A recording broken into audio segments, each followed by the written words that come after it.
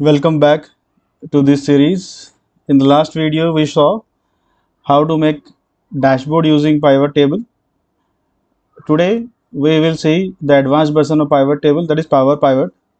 Here in the top section, you can find Power Pivot. If you do not have this option, you can activate this by going to File. You can go to Options. You can go to Add-ins. Under Add-ins, you can see Excel Add-ins, COM Add-ins. You can go to COM Add-ins and select Go. You can see Power Pivot for Excel. You have to select this option, click on OK. This will get added to your Excel. Once you have this option, you get multiple options like data model, calculations, where you find measures and KPIs. There is option to add tables to your data model directly, and there is some relationships where you can detect directly or you can set it for yourself. Okay. So before we go and create a Power Pivot for us, let us first understand that Power Pivot is a tool where we can connect or where we can map or where we can model two separate data tables or sheets wherever the data is located. So in the initial cases where we built a dashboard, there was a single source.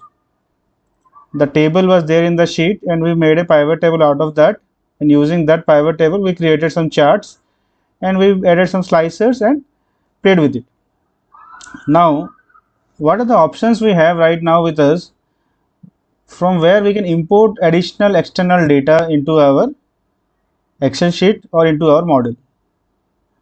So let us understand this by using this two data sheet. We have a customer data where we have customer ID. These are all unique IDs of customer, their gender, their age, and their payment method. Similarly, we have another data sheet which is sales data. So those particular customers, what did they purchase, what was their invoice number, what is the category of purchase, what was the quantity, what was the price they paid, and what was the invoice date, and the location where they purchased or the swiped their card or paid the cash. Now if we want to make a dashboard out of it or we want to analyze this data, we need to merge these two data. Okay, to merge these two data we need to have something in common with them. So let us first put these two sheets side by side to understand better. So now you see we have sales data on the left and customer data on the right. There is one unique column which is common in both the cases, customer ID. You see here there is a customer ID and there is a customer ID here as well. Now we can map these two. In normal scenarios, what we do is we do a VLOOKUP, we fetch all the data which is required into the table, then we start analyzing that. But let's say our data keeps on changing regularly, then it will become a very tedious task and won't be possible to manually do it. Also, if there are multiple files, let's say there is one file or two files, then we may try doing manual process. But if there are, let's say, 50 files, it will not be possible to manually do a VLOOKUP daily when the data is changing regularly in a periodic fashion. So what should we do in this scenario? So there is an option that is provided by Microsoft, that is Power Pivot. Here we can link the two sheets and then we can build a model out of it, and then we can analyze the data from Power Pivot. So let us start by understanding the basic method of doing it. Okay, we can start working on one of these sheets or we can create a new sheet also. So let us go and create a new sheet for us, blank workbook. So this is a blank workbook. Okay, so first I want to import data. So where do I import the data from? I can go to insert, but we do not have any option of inserting data here, right? So where do we find it? We go into data. Data provides you all the tools to insert data from any other external source. There is an option called get data here. Okay, you can select all these options. We can select from a file. We have files option like Excel, XML, JSON, PDF, and we can also export from folder. Similarly, we have database. We can connect with database directly. So connecting with database, we have SQL Server database, analysis services. Similarly, other connectors we have with us. Now let's say we want to bring this file, since it is a text or CSV file which we are working upon right now, or from Excel workbook, we can select from Excel workbook. Okay, we can go to that particular location where the data is saved. Okay, we'll go to documents, we'll go to productivity series, we have customer and sales data.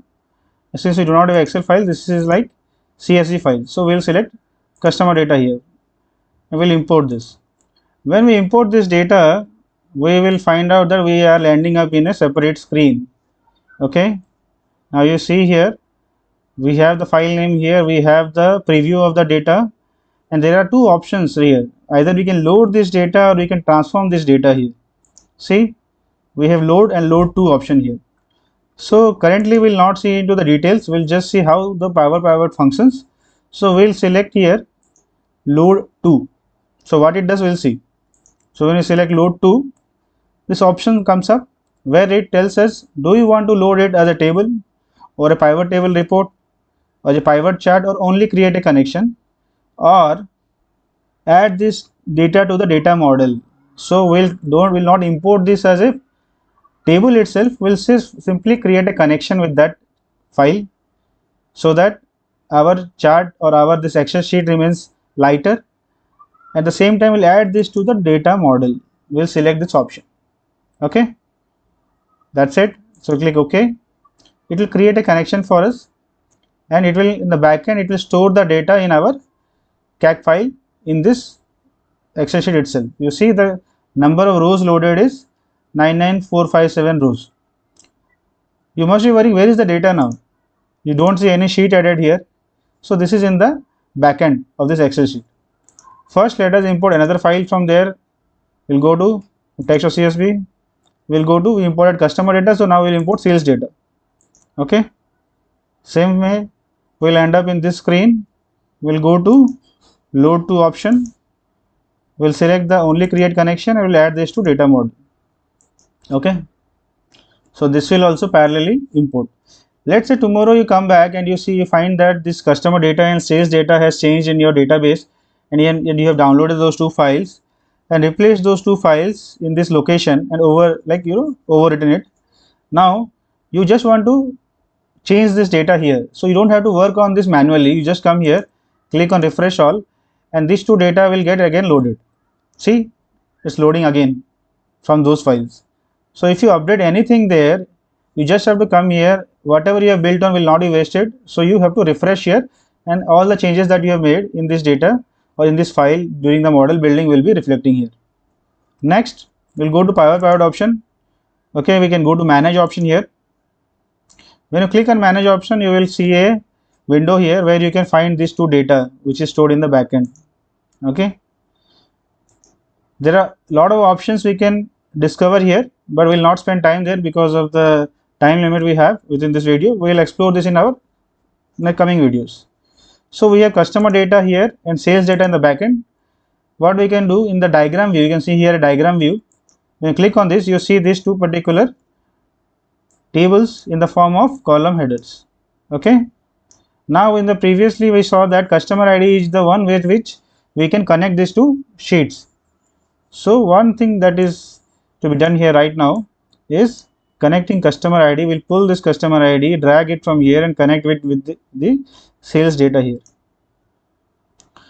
So now you see here the customer ID is now mapped with this particular field here, right? Now let us close this window. Now let us go to insert. We'll go to pivot table. Now you see there is an option here from data model. So we'll select this option from data model. We can select this existing sheet itself. There is no data here. Now you find these two tables here. Now these two tables are connected. Let's say I pull in the customer ID here, and then I'll pull in the categories into the column. Okay, so you see the magic here. Now we are taking customer ID from one table, we are taking category from other table, then we are trying to do understand or some kind of manipulation we want to do here. So we'll see what is the quantity of products they have purchased here.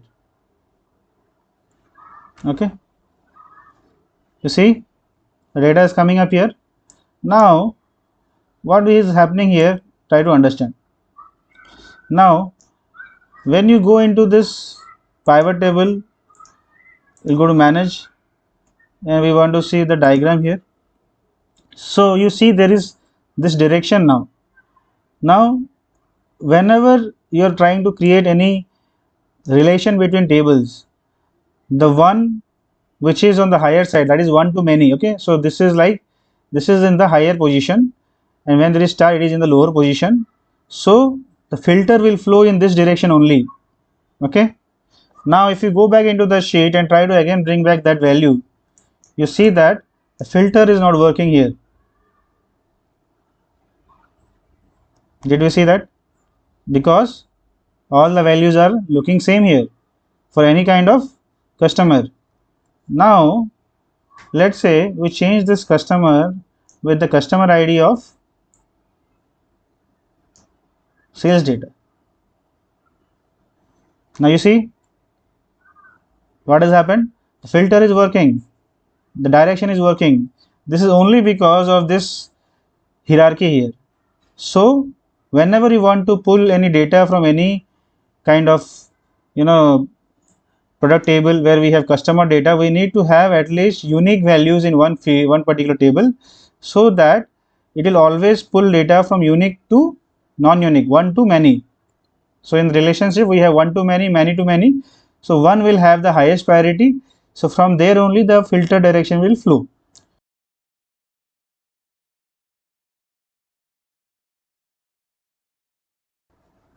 Now let's see to bring in some other particular parameters here. So we will see that. Now let us bring this quantity also back here. Now let us see, we want to calculate the customers based on age. So we'll pull in age into the columns table, and also we'll pull the age into our values table. So we'll see, okay, the age has come up here. So the age, since the number of values in age are high, taking large number of time load, so we'll pull in the gender here. So the genders, there is male and female, so it will not take that much time to load here. So we'll pull in the gender, and we'll also pull in the gender into values. So it will pull up a count here. So you see, now we are able to see in the sales data what were the customer ID and what was the gender of those, that we can see here. Now let's say we wanted to do some other kind of analysis, like we wanted to see what is the payment method. We can bring back the gender, and now we can pull in the payment method. So we can see what payment method by used by whom, okay, and if required we can pull it in here, and we can take the customer ID to the top. Okay, since the numbers of size high, it will not fit in there. We'll bring it back, and if I take payment method and gender, it works here because these are in the same table. Let's say I want to bring in category, so I'll bring in the category here. You see, you can find the category of purchase, okay. We can take the gender also in the column, gender wise what was the category of purchase here. So this is how you can create a power pivot table with different data sources and extract information without manually doing any kind of manipulation or some kind of transformation. So let's say tomorrow your data changes, you just have to come back and go to data sheet and refresh this two tables. You can see the connections here, these two tables are here.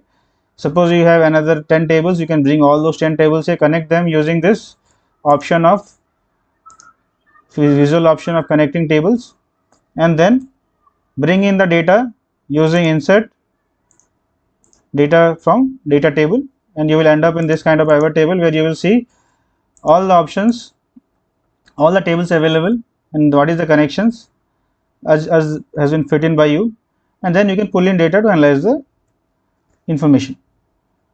So the best part here is that you don't have to do any kind of manual intervention which was there earlier in our pivot table method, which is a different case scenario here. You can practice on various data sets. You can go to Kaggle and find out alternate data sets on this, and you can have a practice of Power Pivot. In the next video, we will see how to use Power Query to transform the data which we are importing. That is a very interesting topic which will be very useful while creating data models. Till then, thank you.